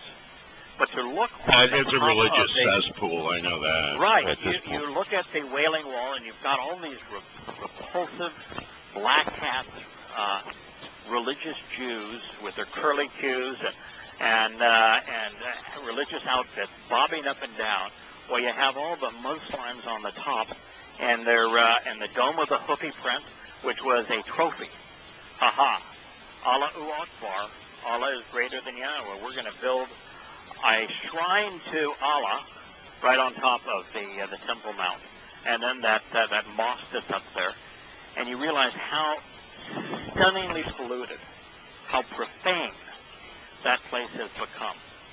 And what the Romans did there, where they took everything that was part of that first temple, the second temple actually, they took all of the wealth, everything that was part of it, and they used it to finance the Colosseum, and they took the Yehudim away to be the slaves to build the Colosseum. And so you said the single most important place on earth was used to create the single most decadent place on earth. And you realize that is what has transpired here. This is where Hadrian stood and said, we're going to build a shrine to myself. And you say, there is not a chance in the world that the God I know ever is going to build his home there. There isn't enough cleaning in the universe to scrub the stench out of that place. But the summit of Mount Moriah, no one's ever built anything there. There's nothing there. Doesn't need to be scrubbed. That's where he's going to build his home. Of course, the end of this statement I don't think belongs with this statement. I think it actually goes with the next statement. But since this is how it's divided, I'll go ahead and share it with you. It says, so then Gentiles shall flow forth with joyful countenance, beaming with happiness and shining brightly. And they're going to shine brightly over this. Now, why in the world? He just said this is about Yehudah and Jerusalem, and he just says now, Goyim, every Goyim shall flow forth with joyful countenance. Didn't he just say that all of the religious people, the political people, the militant people, those who are in rebellion to him, those who are azab from him, he's just going to annihilate? Mm-hmm. He did, didn't he? Just two statements earlier. That would mean there's going to be plenty of Goyim that aren't. That are gone. Yeah. The overwhelming preponderance. But if you are a Gentile, a different ethnicity, and you survived his return because you read those signposts along the way and took advantage of the mishpat, if you did that, then you're going to be beaming. And by the way, wasn't that Yisrael, Yehudim's job? Wasn't that their job? That is. To tell us about the signpost and to get us there? Yeah. And then they chose... It means to relate to Yah. Yeah, absolutely. That was their job. Yeah, and they chose as an overwhelming preponderance not to do that. Yeah. They chose to be a bobblehead at the wall instead, Jerusalem means the source from which instruction regarding reconciliation flows. That's the purpose of Jerusalem. That's why it was a Zion, a sign posted along the way. All of this ties together. And so the Goyim, those of other ethnicities, the mutts like myself, who are Sioux Indian and Irish, and my son, who is Sioux Indian, Irish, and German. And all of you Oh, you better not drink. ladies, You just better not drink. That's all. we're all going to be there. Oh, yeah. Between being Irish and Sioux, yeah, I'm likely. You'd have problems, pal. Anytime somebody, a waiter or waitress in a restaurant would say, "Would you like a second one, sir?" I just look and say, "Yeah, right." You and who else is going to drive me home? For the love of God, I'm here to make the Guinness family wealthy. No, I am a lightweight. It doesn't change the fact that I enjoy a glass of wine. Now, it is important to understand here that God is not talking about nations. Nations aren't going to flow forth. I know that Goyim is sometimes translated nations, but its specific use is to describe ethnicities that are not Jerusalem, that are not Yahudah, not Israel. That's its primary purpose, is to speak of other ethnicities. And one thing's for sure. I mean, we went over this last week. Remember when he was talking about the salt water, which represented, your Goyim nations. Yeah. Right, exactly. Yeah, that's the thing. Yeah, this is typically not a real good term, but in this case, it is, because these are the individuals who have walked away from their countries. That has survived his return, it wasn't annihilated. We're shining brightly white. We've been transformed into light. And I'm here to tell you that while I know that there are those who are listening, and we're over our time now, so it's not being broadcast, it's still being recorded. But there are those who are ethnically Yisrael and Yahudah. I'm not. Most certainly not. And I'm here to tell you that one of the reasons that I'm going to be joyful in a continence and happy at this moment actually is the fact that I'm not Yahudah. And you might say, because you don't want the responsibility. I don't. I don't. Like in our last You're such program, a week ago, the gentleman kept on saying, you're the guide, you're the teacher, you might want to shirk responsibility, but you're the reason we're all here. And I want to tell you, I hated that. I just hate it. I know. I don't want to be responsible. I mean, I'm very happy being one of the family that enjoys studying Yahweh's testimony and sharing what I've learned. And when we can do it collectively, it's a lot more fun. Well, you're one of the guys that does probably some of the, even in the family, undoubtedly the best translations I've ever read. Yeah. And Kirk, that. By the way, I'm way down. Don't even bring me in the same. Well, Mr. Lowly and Little, let me tell you. He's the best. Yeah, I wanted to say to you the connections you made earlier when you were going. It's fun in the sense of, I don't know. If the expectations are low, and if you have no qualifications, and so by comparison to the expectations, what you do is, you can exceed expectations if the expectations are nil. Somebody should tell Trump that, I suppose. Well, yeah, that's a very comfortable place to be. The place I don't want to be is to have responsibility. I'm going to tell you that while I have never been comfortable with authority, Yahweh's means of exercising authority is extremely comfortable for me. And I'm really looking forward just to being one of the guys. I want to, it's why, other than, I've asked for a specific thing. I want to bring testimony against Muhammad and Paul and Hadrian. Those are my least favorite three guys. And what I'd like to do that, the fact is, I'm really happy just to be in the back of the room. And when he's talking about his return, I think one of the reasons that us Goyim, who are members of the covenant, are so gosh darn happy is that we have 1,000 years now with no responsibilities to go out and be wholly and completely entertained exploring the universe. But you know, I thought of something. Can I bring this up, because this was something that you had brought up before, and of course we, you know, where he's talking about making it like, you know, the city of Dode again, right? And another signpost along the way. And you said that he's actually going to have people that act as, you know, they did back in the days of Samuel as judges. I never really considered, I'm going to tell you why I never considered that. I never really considered that because I thought, we really won't have jobs. You know, there's going to be low-hanging fruit everywhere, was my thinking. And then I'm thinking, why are people going to be in disputes at that time? But I guess that's the nature of people. That's not Yahweh style. No, Yahweh likes work. There'll be people working. Yeah, they just won't be robbed anymore. that's a beautiful thing. Can you imagine working without being robbed? It'll be like the Android, you know. There will be people born during the millennial Shabbat that will be thieves. There'll be people who are dishonest. And there's going to be people that claim to be prophets. We know that because their own mother and father. We're going to have the Torah written inside of us. Now, what's interesting is that although Yahweh says that he's going to reside there with his family, we'll be able to camp out with him and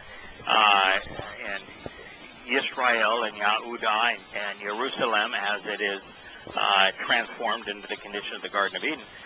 But Yahweh is a seven-dimensional creature, entity. He's not going, all of him is not going to fit there in Jerusalem, which means that those of us who have no responsibility during this period, we can go out and spend 1,000 years exploring the existing universe before it's destroyed, and we will be able to do that. You're right. With Yahweh. You're right. So we don't have to stand there and be judges and so forth. That is correct. Yeah, this is beautiful. We are liberated. We are completely freed to have fun for 1,000 years, and we will be doing it with Yahweh. See, now I'm getting it. You know, I was kept trying to. Okay. That's when I read this. I said, of course we're going to be the happiest people in town. You know, everybody who is ethnically part of Israel returns to their region. They return to their role. The Shabbat are reestablished as judges. And Yahweh's there. The Mikra are all going to take place. Everything's going to be organized as Yahweh intended in Israel. And what are we going to be doing? There's no certain allotment of territory for us.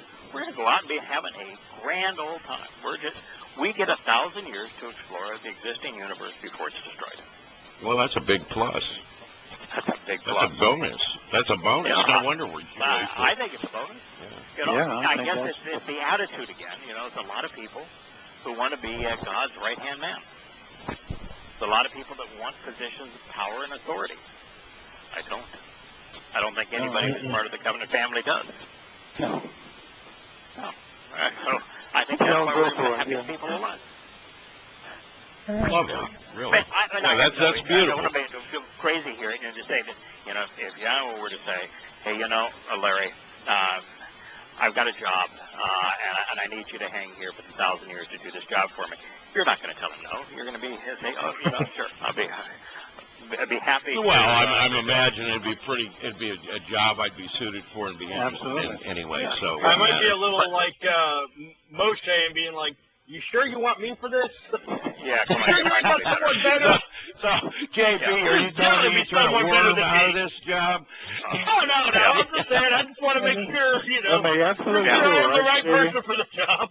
Well, he asked you. You're the right person. Is going to come back. And so Dode's going to be the right person. But we don't have to be responsible. And so I just think that all of us together are going to spend that 1,000 years just having a grand old time. Yeah, so we have, forever to have a grand old time in the new universe thereafter. But I think this is a tremendous bonus. I don't solicit power. I don't want responsibility. I think that most of us want the same thing. Let's just go out and have fun.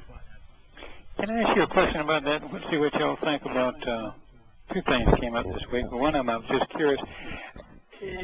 After World War III and then World War IV, and Yom Kippur takes place, and then we're into Sukkah. And he can clean up the world over those 5 days, of course, or he can clean up. Is he going to really clean up the world, or is he going to clean up the Middle East, or Jerusalem and Israel and all? Oh, what part of the world becomes like Eden? We know for certain that Jerusalem and Yehudah. Right, it has to be there. And because he's returning his family to the original land grants, if you will, that were part of all of Yisrael, we can be certain that Yisrael, Yehudah, and Jerusalem are all turned into Eden-like environments. Okay. But beyond the gate, personally, I'm convinced. I have no way to prove this to you. No, it's just that there are just certain things that are so Yahweh, and certain things are not Yahweh. I don't think there's a prayer, one chance in a bazillion, that the whole earth isn't returned to the conditions in Eden, and that every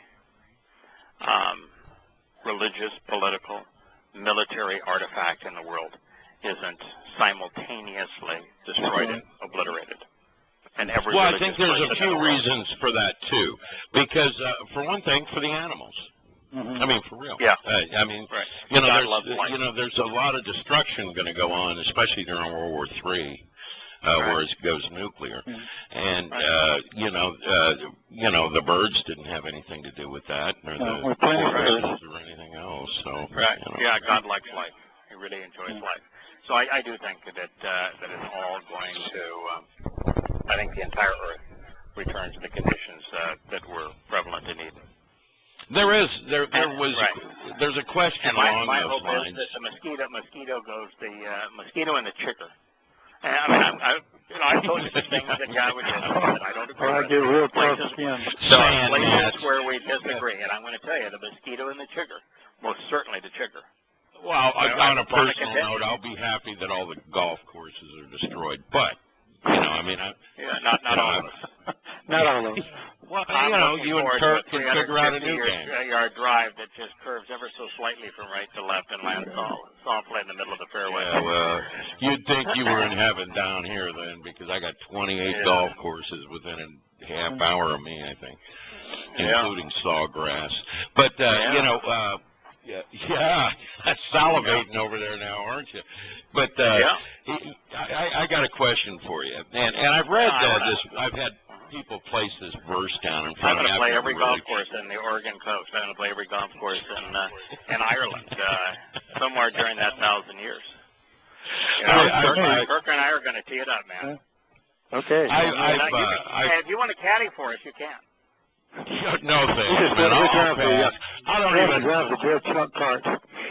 Yeah, it's not my idea of recreation. You can caddy for Kirk, and I'll have JB caddy for me. There we go. No, I'll pour you coffee. I'm a coffee guy. Okay. I'll do that. Good. We're just in the end, I've had people talk about you throw a verse down where in certain days the Egyptians, this is supposedly after the return, people in Egypt will refuse to come to Sukkah or something, and he will they'll hold back rain. I've had people throw that verse at me a few times, and most of that's from Revelations, so we're not really sure. Is that what it is? Because I was trying to. I don't think it was, but maybe it was. I've seen it a couple times. Does anybody know anything about that? It was something that I've always kind of wanted to ask. They still have free will, so people are, of course, and they don't have the Torah in them. They do, the people who accept right away, but after that they don't. I mean, their children won't. Yeah. And their children's children won't. So there are opportunities, and there will be a rebellion at the end because he lets Satan out. Right. Exactly. The reason. I think it's exactly. You look at Hasatan being allowed into the realm of the earth, which is now Eden, at the end of the millennial Sukkah, just as he was allowed into Eden at the end of man's stay there. So if you want to know, is the earth going to be returned to the conditions of Eden? Yes. And part of proof is, guess what? Satan was allowed in at the last moment. Satan will be allowed back in at the last moment. Once again. It's going to absolutely, yeah, it's the final dividing line. Yeah, right. Yeah, I Exactly. get it. They still have to have an return opportunity to reject Yahweh. And I don't think I've just ever really thought about that before, but the reason that we're told the story of the life in Eden ending with the involvement of Satan finally being allowed in, the end of the millennial sukkah, where the whole earth is like Eden, it also concludes with the invitation, with the allowance of Satan into to Eden, which is now the entire earth. That is the end of the 7,000 years. We end up in exactly the same place as where it all began. You know, you think about the perfection. That's one of the things when I first started reading Yada Yahweh, where it starts, where it begins, the perfections, the sevens, the 777s, on and on and on. If anybody thinks, and this is a good one for possibilities and probabilities, statistics, that all these things could come together from the writings of dozens of people to complete this perfect picture, and especially when they didn't live in the same eras, most of them. Right. You know, they were living in different eras. I understand Yashayahu and Zachariahu did, but most of them did not, and yet you take all these, you put them together, and you've got the incredible fact that Yahweh's name appears exactly 7,000 times. That would be one of the amazing... or that this was revealed to Yahshua 777 years before it was fulfilled. Yes, these are all amazing. Or that the revelation regarding Shaul was 666 years before he wrote his first letter. Yeah. Right.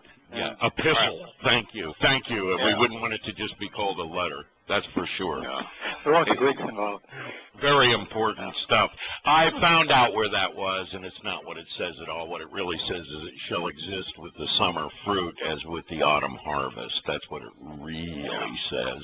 Yeah. It doesn't. It's nothing about Egypt and them not coming to Sukkah and this and that. It's just. I don't even know where they get these translations. It's some English translation. I found it. I answered my own question. It doesn't exist. No, there's just, Yahweh's story is consistent. There are no conflicts, and it's masterfully woven together to create this one cohesive whole. And that's the reason why, as we began with Edom versus Adon, one of those strokes fits the picture. One of those strokes does not fit the picture. Well, that would be a perfect example, if you will, of a light and a dark side to Hebrew words too. Exactly. Yeah. And religious copy editors always take the dark side. They always take the low road. They do. That's what they do. They do. And because we live in a realm of chaos, and as Roy has constantly suggested, that chaos theory is required, because without chaos, the whole experiment that Yahweh engaged upon to create life with free will would have been an absolute waste of time if everything was programmed. So chaos has to exist. There have to be unintended consequences all the way through, and ripple effects, and the opportunity for choices to lead in unpredictable directions. And it has to be free will. And it has to be free will. Yeah, it has to, and that's the only way for free will really to exist. So it all fits together, where God genuinely gave us the opportunity to accept Him or reject Him, to come to know Him, or to align ourselves with man. Well, I think most of the people involved in the covenant, if not all, are critical thinkers. I mean, they have to be. That's the only way that's the only way to have the right answer. Yeah, I mean that's just the way it goes. I mean, I don't have to know, as an example, a verse word for word, if somebody spouts it off to me, to know if it's wrong or right. In most cases, I don't either. Because I hear the direction that verse is taking, and if it doesn't fit Yahweh's nature, I already know there's something very wrong with it. And this is what happens, over years of looking at his words and pondering what he's saying. And you said a long time ago, you come from a point of knowing to a point of understanding, and that just inevitably happens. I mean, it just does. And whether it's because we all learn in phases, and it's like peeling the onion, and of course there's always more to know in this case. But one thing's for sure, to get there, you have to seriously consider, by tying words together and looking at as Kirk did today with Adonai, and what all that's really tied to, whether it be Adonis or whether it be something else. They're all negative actors over here. And just like looking at Bible, that would be a very good example, or holy. When you came, I understood holy was the most religious, sun festival of the East. It still is, by the way. And then, knowing, of course, Halal Ben Shakar's real name, and then you also have holy meaning destructive, diseased, and twisted, and all this in Paleo Hebrew. And can you imagine the slight of somebody that decided to call the Ruach twisted and diseased, replaced it with twisted and diseased, and Yahweh's name with Lord? I mean, wow, talk about intentional. These are not accidents. No. Don't you think the best thing about Yada Yah and Intro to God and these things is to get your perspective straight? I mean, one thing Craig has done better than anybody. He said, okay, let's get our head straight first. These are the key things. This is what Yahweh has said over and over again. This is what's important first. And then we can peel the onion back forever and have great fun doing it. But then you're just like you, Larry. When somebody says something to you, you go, no, that ain't right. Even if you couldn't grab a note right away, or you couldn't find a verse right away, you know that ain't right. That's why sure. That's why I tell everybody, go read the books first and get your head straight, and then we can talk really seriously. Well, I think that's what, didn't you say that was the most important part? Forget all the hipple stems and the volitions and moods and conjugations. This is trying to not be called hanging participles. Didn't you say perspective was the most important part of and it no doubt is. And that part I understand. Okay, I completely understand that. Now, when you start getting off into rules in any language, you've knocked me out. But it has to be done. I understand. We need people like you too. We do. Well, I'm real weak at it, but I have a little chart, and I can say, okay. I have to say, I've gone from being completely oblivious to the stems and to the moods. I mean, completely and utterly oblivious. No, I remember you saying that. Being completely and totally fascinated by them, because there's a lot of times they're used, and the statement isn't tremendously changed based upon the stem or the mood. But there are so many places where the stem and the mood are transforming.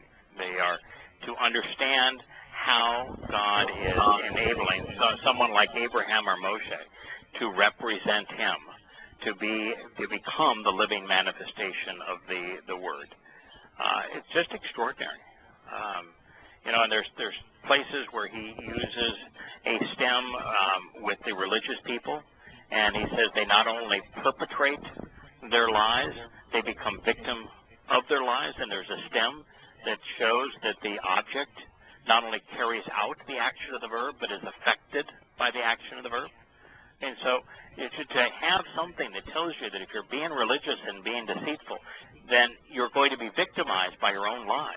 What a marvelous grammatical tool that is. Or when he's speaking to Moshe, or particularly to Moshe, and he uses the hiphil stem, where the object becomes a secondary subject based upon the action of the word. And he's talking about, I'm going to speak for you. I'm going to be your mouth, and he conveys it in the hiphil stem. What he's effectively saying is, I'm going to make you just like me. So these are all after connections. a while, you find these stems really are pretty neat. What they if you can get into them and you can do this kind of work, this is beautiful. They're really interesting. They're really interesting. Well, no, it's interesting to hear about it. It's not too interesting for a guy like me to do such things, but that's okay. Yeah, but I will tell you that it's all part of you. We talk about going from knowing to understanding. Yeah. Well, knowing is a never-ending process. Understanding is a never-ending process. And so, well, we all have enough understanding to appreciate who Yahweh is and to give the right answers when it's important for us to respond. That all of these nuances further enhance our understanding and our appreciation of who He is. So it's just, it is something we will all continue to grow and benefit from. And we don't start off there. I mean, there's no one that says, I'm going to trust Yahweh and I'm going to respond to His invitation because I really like the application of the niphil stem and the cohortative move. Yeah, you're right about that. The cohortatives. Yeah, right. But that's right. But when you're translating, you know that you're right. That I did not come to know and trust Yahweh because I learned that Hebrew was the only language without tenses that are stuck in time, and that all Hebrew was, is, and always will be. Now, when I found that out, I was profoundly influenced by it in the sense that my understanding of how this language, how the word of Yahweh and Yahweh are one and the same, when both are infinite, when both are always true, I could see how Yahweh was literally being manifest through the words. Yahweh's name eliminates the very notion of Him living in time. That's one of the astounding things about Yahweh's name, in my opinion. Absolutely. So there's a grammatical artifact that is extraordinarily reinforcing, convicting, edifying, enlightening. It's a form of grammar. But I tell you what, it's powerful. Now, I didn't become a covenant member because of it, but as a covenant member discovering it, my enthusiasm for who Yahweh is and what He had to say increased. Yeah. My appreciation of who He is and what He has said increased. So it's all these little details. One of the things that I always liked about every encounter I was ever involved in my life is I always enjoy seeing the big picture through the details. I've always recognized that it's the details that make the picture. And so I always love, at the same time as I'm analyzing the details, to keep one eye focused on the details and the other on the grand panorama that is comprised of those details. And I think that the nature of the Hebrew language is a detail that gives us a much better perspective on the big picture. Kirk, do you think that was a good metaphor? Mm-hmm. Okay, I just wanted to see. Okay, well, thank you. All right, you're going to poke fun at me. I'm going to go home and cry then. No, I'm going to go and take my marbles. Actually, I'm going to bid you all good night. I've always said, Greg, I've always said, you're sharp as a marble. Go ahead. That's right. I appreciate that. Even though I am going to bid you all good night, I actually enjoy. One of the reasons I enjoy this is I like being poked fun at. I really do. I do. I really do. I like being poked fun at. And so, don't think. And I think you know that it's not. Hey, I'm your man. Of course, I've been the yes man before. I like that. I've been the yes man. That's right. Isn't that right, Lord? Yep, sure is. Yep. Yes, sir. I used to pity you. I really did. I'm telling you, this guy is on this radio reading 3 hours. Reading.